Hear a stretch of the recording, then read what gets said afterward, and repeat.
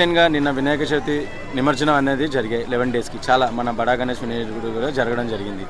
So ఇక్కడ చూసుకున్నట్లయితే మన బాలాపూర్లో 35 లక్షలకు వేలంపాట చేశారు. అండ్ మన మహమ్ హాల్లో ఎవరైతే ఉన్నారో 50 లక్షల 1,000 చిల్లర చేశారు. మన రిచ్ మౌంటింగ్ విల్లాస్ వాళ్ళు దాదాపుగా 2,50 లక్షలకు లడ్డు పాడారు. అంటే దీని వెనకాల ఏమైనా కారణాలు ఉంటారంట? అంటే ఎవ్రీ ఏ ఇయర్ రాంది ఈ ఇయర్గా ఇంతగా పాడడానికి రీజన్ ఏంటి? అంటే ఎవ్రీ ఇయర్ పెంచుకుంటూనే వస్తూ ఉన్నారు అనుకోండి, కాదనట్లేదు. లడ్డూ పాట వేలం ఇదంతా పెడతా ఉన్నారు. యాక్చువల్గా నా అభిప్రాయం ఏంటంటే, సమాజంలో నేను చూసిన దృష్ట్యా ప్రకారం ఏంటంటే, లో కేటగిరీ నుంచి హై కేటగిరీ దాకా చాలామంది చాలా రకాల ప్రాబ్లమ్స్ ఫేస్ చేస్తున్నారు.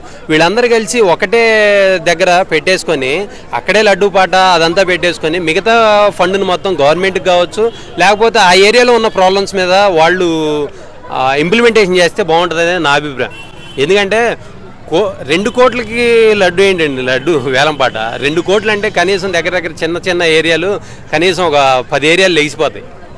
లక్షల్లో పెట్టినా కనీసం ఆ ఏరియాలో వాటర్ రిసోర్స్ కావచ్చు, లేకపోతే ఇంకేదన్నా డ్రైనేజ్ సిస్టమ్ కావచ్చు, వాటన్నిటి మీద ఇంప్లిమెంటేషన్ చేస్తే ఇంకా బెటర్గా ఉంటుందని నా అభిప్రాయం. అంటే రిచ్ మౌంటింగ్ వాళ్ళు విల్లాస్ ఎవరైతే ఉన్నారో మీడియం ముందట రావడం చెప్పడం జరిగింది. ఏమని అంటే వాళ్ళు మేము ఈ యొక్క డబ్బుని అనాథాశ్రయం కానీ డెవలప్మెంట్కి ఇతర పనులకు మేము డొనేట్ చేస్తామని చెప్పారు. మరి నిజంగా చేస్తారంటారా? 100% చేస్తారని నమ్మడానికి ఛాన్సే లేదండి. ఎందుకంటే వాళ్ళ ఇన్కమ్ సోర్సెస్ని ట్యాక్స్ ఎగ్జంప్షన్ తీసుకోవడానికి, సైడ్ చేసుకోవడానికి కూడా చేసుకోవచ్చు. దాంట్లో తప్పే ఉంది.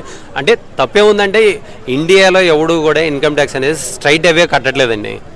దాన్ని వీళ్ళు ఈ రూపంగా తీసుకొచ్చి ఈ పబ్లిసిటీ తీసుకొచ్చేసి ఇన్కమ్ ట్యాక్స్ని ఎగ్జంప్షన్ తీసుకోవచ్చు. దాంట్లో ఆటోమేటిక్గా ఇప్పుడున్న సమాజం మొత్తం కూడా అలానే చేస్తూ ఉంది. డబ్బులు ఏ రూట్లో మనకి ఎక్కువ డబ్బు వస్తే ఆ డబ్బుని వాటి మీద ఖర్చు పెడతాం అని చెప్పేసి బ్లాక్ మనీని వైట్ చేసుకోవడం కోసం వాళ్ళు చేసే పాయింట్ ఆఫ్ వ్యూ కూడా మనం అనుకోవచ్చు.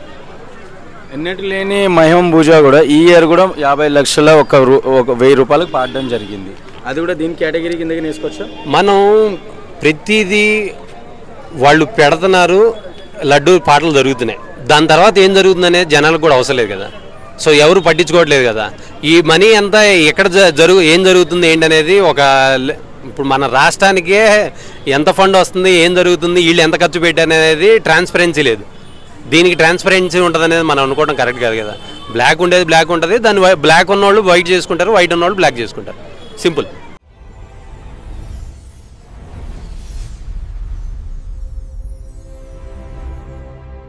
శాశ్వత సత్యాలను చెప్పిన భగవద్గీత ఇప్పుడు మీకోసం ఉచితంగా అందుబాటులో ఉంది. మీ జీవితాన్ని మార్చే జ్ఞానం పొందండి. ఇప్పుడే ఆర్డర్ చేయండి. లింక్ డిస్క్రిప్షన్ లో మరియు పిన్ కామెంట్ లో అందుబాటులో ఉంది. హరే కృష్ణ.